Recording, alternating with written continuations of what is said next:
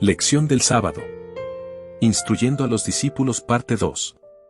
Leer para el estudio de esta semana Marcos 10, Génesis 1:27, 2:24, Gálatas 4:1, 2, Romanos 6:1 al 11, Isaías 11:1 al 16. Para memorizar. Porque el Hijo del Hombre tampoco vino para ser servido, sino para servir y dar su vida en rescate por muchos. Marcos 10:45. El estudio de esta semana cubre Marcos 10, donde se completa la sección especial en la que Jesús instruye a sus discípulos en preparación para la cruz.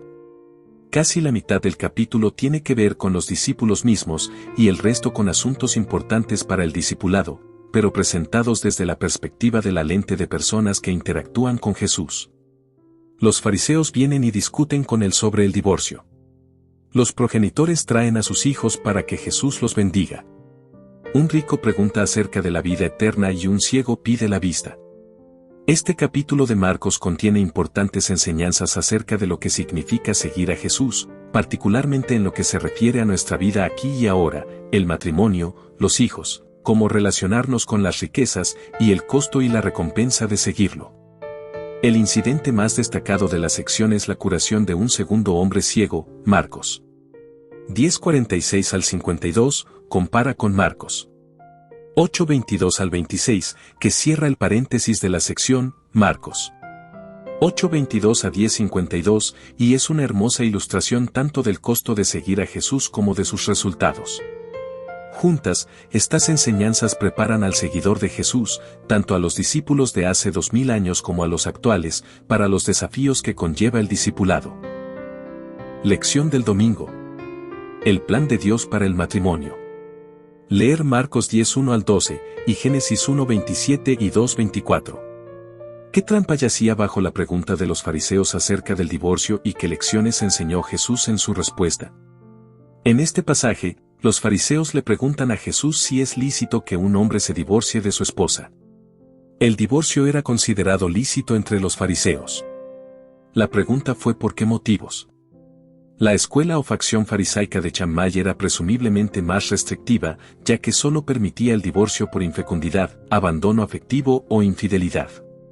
Por su parte, la escuela de Hillel era mucho más indulgente, ya que permitía el divorcio por casi cualquier razón, aunque su proceso para concederlo era mucho más complejo, con la idea de que ello ayudara a frenar las cosas. Por eso es extraño que hicieran la pregunta genérica de si el divorcio es aceptable. Debajo de esta cuestión estaba la intención de entrampar a Jesús poniéndolo en problemas con Herodes Antipas, el gobernante de la región que estaba al este del Jordán, donde Jesús estaba ahora. Antipas se había divorciado de su esposa y se había casado con Herodías, la esposa de su hermano. Herodes había decapitado a Juan el Bautista por su reprensión contra esta unión ilícita, Mateo 14:1 al 12. Jesús elude la pregunta de ellos interrogándolos acerca de qué enseñó Moisés al respecto. El pasaje que los fariseos citan en respuesta es Deuteronomio 24:1 al 4, que describe un caso particular de segundas nupcias tras el divorcio. Los israelitas ya practicaban el divorcio en los días de Moisés. La ley casuística descrita en Deuteronomio 24 tenía el propósito de proteger a la mujer. Pero, en los días de Jesús, esto fue tergiversado por la escuela de Hillel a fin de hacer que resultara más fácil obtener el divorcio por casi cualquier razón. De ese modo, la ley que tenía el propósito de proteger a la mujer estaba siendo usada para perjudicarla. En lugar de debatir la ley casuística de Deuteronomio 24, Jesús remite a sus interlocutores a Génesis 1 y 2, donde se encuentra el ideal original de Dios para el matrimonio.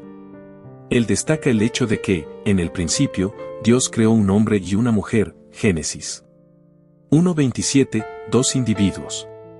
Él combina entonces esta verdad con Génesis 2:24, el hombre deja a sus progenitores y se une a su esposa, y se convierten así ambos en una sola carne. Este concepto de unidad llega a ser la base de la afirmación del vínculo matrimonial por parte de Jesús.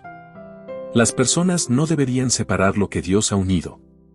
¿Qué podría hacer tu iglesia local para fortalecer el matrimonio en su medio? ¿Cómo ayudas a los matrimonios que ya se han roto? Lección de lunes. Jesús y los niños. Leer Marcos 10:13 al 16. ¿Qué hizo Jesús por quienes traían sus hijos a él?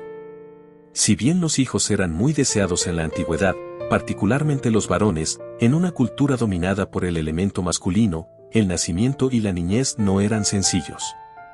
Sin el cuidado médico moderno, los riesgos para las madres al dar a luz, para los recién nacidos, para los infantes y para los niños eran elevados. Muchas culturas tenían remedios naturales y usaban amuletos para proteger a estos vulnerables individuos contra fuerzas malévolas. Aunque los niños eran deseados, tenían a la vez un estatus social bajo, ya que estaban sorprendentemente al nivel de los esclavos. Gálatas 4:1-2. En el mundo grecorromano, los niños deformes o no deseados eran abandonados o incluso arrojados a algún río. Los niños varones eran más valorados que las niñas, las que a veces eran abandonadas para que murieran a la intemperie. A veces estos niños eran rescatados solo para ser criados y luego vendidos como esclavos. Los discípulos parecen no haber entendido la enseñanza de Jesús en Marcos 9 acerca de la necesidad de recibir el reino de Dios como un niño. Marcos 9:33-37. Ahora reprendían a quienes traían niños a Jesús para que los bendijera, tal vez porque pensaban que no tenía tiempo para algo tan poco importante, según ellos. Se equivocaban. Jesús estaba indignado.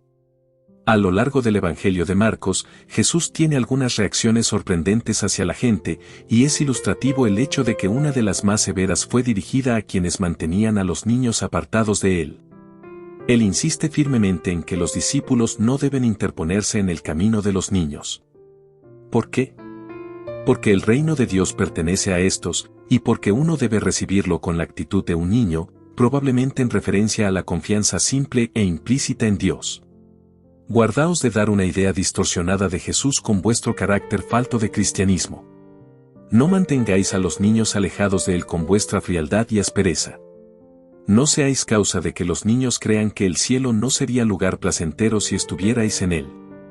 No habléis de la religión como de algo que los niños no pueden entender, ni obréis como si no fuera de esperar que aceptaran a Cristo en su niñez. No les deis la falsa impresión de que la religión de Cristo es triste y lóbrega, y de que al acudir al Salvador han de renunciar a cuanto llena la vida de gozo. Elena de White, El Ministerio de Curación, página 22. ¿Cómo puedes revelar mejor el carácter de Jesús a los niños que están a tu alrededor? Lección del martes. La mejor inversión. Leer Marcos 10:17-31. ¿Qué lecciones cruciales acerca de la fe y del costo del discipulado para cualquier persona, rica o pobre, se revelan aquí? El abordaje del hombre indica su sinceridad y su respeto hacia Jesús. Corre, se postra ante él y formula la pregunta central para el destino de toda alma: ¿cuáles son los requerimientos para heredar la vida eterna? Jesús responde remitiéndolo a la segunda tabla del Decálogo. Nuevamente el hombre muestra su idealismo diciendo que él ha guardado todo esto desde su juventud. Marcos es el único de los 4 evangelios que destaca el hecho de que Jesús amó al hombre. Hay algo interesante en el idealismo del hombre. Pero Jesús pone a prueba su sinceridad pidiéndole que venda todo lo que tiene y lo siga. El hombre se fue cabizbajo porque tenía muchas posesiones. No estaba, en verdad, guardando los mandamientos. Quebrantó el primero al colocar algo por encima de Dios en su vida. Sus riquezas eran su ídolo. Jesús explica luego cuán seductoras son las riquezas y que sería más fácil para un camello pasar por el diminuto orificio de una aguja que para un rico entrar en el cielo. Los discípulos están atónitos por las palabras de Jesús y se preguntan quién puede entonces ser salvo. Jesús da la estocada en Marcos 10:27, para los hombres es imposible, pero no para Dios, porque todas las cosas son posibles para Dios. Marcos 10:27 parece un hermoso lugar para concluir allí la historia. No puedes alcanzar el cielo por ti mismo. Necesitas la gracia de Dios para ser salvo. Pero entonces Pedro se despacha con que él y sus amigos han dejado todo para seguir a Jesús, quien responde que no importa que ha dejado uno para seguirlo, eso es nada en comparación con lo que recibirá ahora y en el mundo futuro. Marcos 10:30. He aquí el punto: la muerte de Cristo es lo que resuelve el problema de la culpabilidad humana. Además, la gracia de Cristo y su victoria sobre la muerte al resucitar son lo que confiere el poder para obedecer sus mandamientos. Romanos 6:1-11. ¿Cómo revelan estos versículos la realidad de la gracia de Dios en nuestra vida, tanto al justificarnos como al hacernos nuevas personas en Él? Lección del miércoles. ¿Puedes beber mi copa? Leer Marcos 10:32 al 45. ¿Cómo revelan estos versículos la ignorancia persistente de los discípulos, no solo acerca de la misión de Jesús, sino también sobre lo que significa seguirlo? Jesús se acerca cada vez más a Jerusalén durante sus viajes y, a medida que avanza, pone delante de sus discípulos lo que sucederá allí. No se trata del escenario que ellos tienen en mente o el que desean escuchar. La precisión de Jesús en cuanto al esquema de su muerte y su resurrección es impactante. Pero, cuando se trata de algo que uno no quiere oír, resulta demasiado fácil ignorarlo. Esto es aparentemente lo que Jacobo y Juan hacen cuando se acercan a Jesús con un pedido privado. Jesús les pide que sean más concretos, y ellos le responden que quieren sentarse a su derecha y a su izquierda en su gloria. Es fácil criticar su pedido como una búsqueda egocéntrica de posiciones. Pero estos dos hombres se han dedicado al ministerio de Jesús y sus deseos probablemente no eran de naturaleza completamente egoísta. Jesús procura ayudarlos a profundizar su comprensión de lo que implica lo que están solicitando. Les pregunta si pueden beber su copa o ser bautizados con su bautismo. Su copa será la del sufrimiento en Getsemaní y en la cruz, compara con Marcos 14:36, mientras que su bautismo será su muerte y sepultura, Marcos 15:33 al 47, eventos estos que están en paralelo con su bautismo en Marcos 1.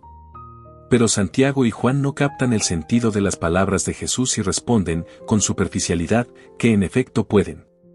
Jesús profetiza entonces que en verdad beberán su copa y serán bautizados con su bautismo. Santiago fue el primero de los apóstoles en morir como mártir, Hechos 12:2. Juan fue el más longevo de los apóstoles y fue enviado al exilio en la isla de Patmos, Apocalipsis 1:9. Pero Jesús indica que los lugares ocupados en ocasión de la glorificación son establecidos por Dios. ¿Cómo respondieron los otros discípulos a la réplica de Jesús? No demasiado bien. La misma palabra griega, aganacte, enojarse, indignarse, usada en Marcos 10:41 para los discípulos, designa, en Marcos 10:14, el enojo de Jesús ante el intento de mantener a los niños apartados de él. Jesús reúne entonces a todo el grupo para compartir una de sus más profundas enseñanzas.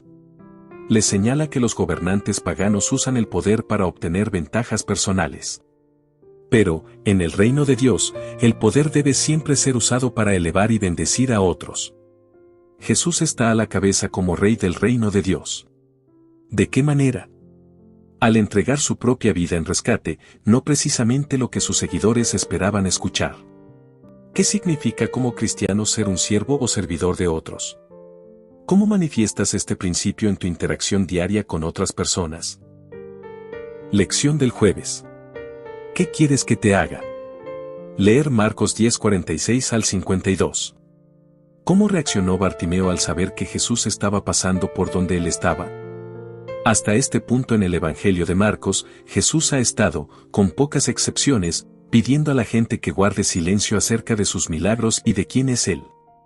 En el caso de este incidente, mientras está saliendo de Jericó, un hombre ciego que mendiga junto al camino, al escuchar que está pasando por allí Jesús de Nazaret, comienza a gritar, «Jesús, Hijo de David, ten compasión de mí». Marcos 10:47. En armonía con el tema revelación/secreto del libro, la multitud asume el papel de quienes piden silencio mientras tratan, insatisfactoriamente, de acallar al ruidoso mendigo. Pero Bartimeo no se inmuta, y grita aún más fuerte, «Hijo de David, ten misericordia de mí». Marcos 10:48. Sus palabras son a la vez una confesión de fe en Jesús como el Mesías y de confianza en que puede sanarlo. El título Hijo de David estaba conectado en los días de Jesús con dos conceptos: la restauración de un rey en el trono de Israel, compara con Isaías 11, Jeremías 23:5, 6, 33:15, Ezequiel 34:23, 24, 37:24, Miqueas 5:2 al 4, Zacarías 3:8, 6:12, y que este personaje sería un sanador y exorcista. Jesús se detiene y pide que llamen al hombre ciego. Significativamente, el hombre arroja su capa al acudir a Jesús. En esos días, las personas ciegas estaban en lo más bajo de la sociedad, junto con las viudas y los huérfanos.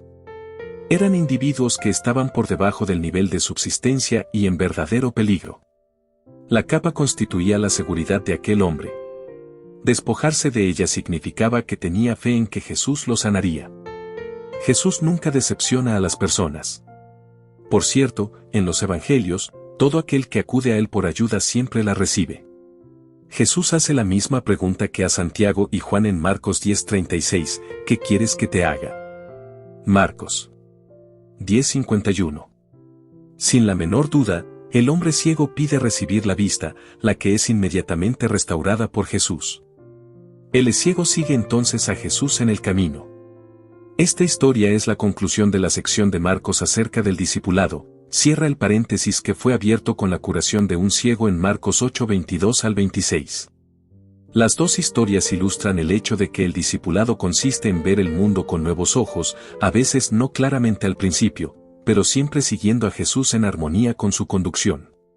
¿De qué maneras has clamado a veces, Jesús, Hijo de David, ten misericordia de mí?